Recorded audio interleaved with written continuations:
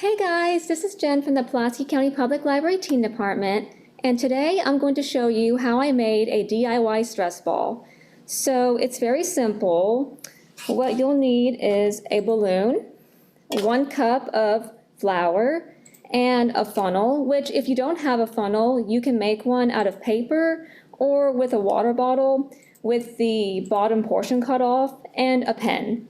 So here is my stress ball that you can see here.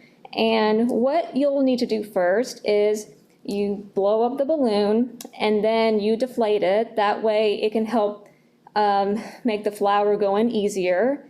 And then as you're adding the flour into the balloon, it really helps to tap on your funnel or whatever you're using to help the flour go through inside easier.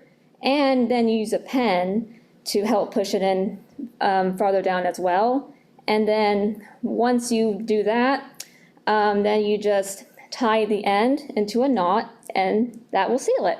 And according to the website, which will be linked in the video, this will last about a week to a month. It really depends on how often you use it. So the more you use it, the more it will kind of run out quicker, and the balloon will kind of crack and you'll get flour all over the place. So the less you use it, the better, the longer it will store. And that's about it.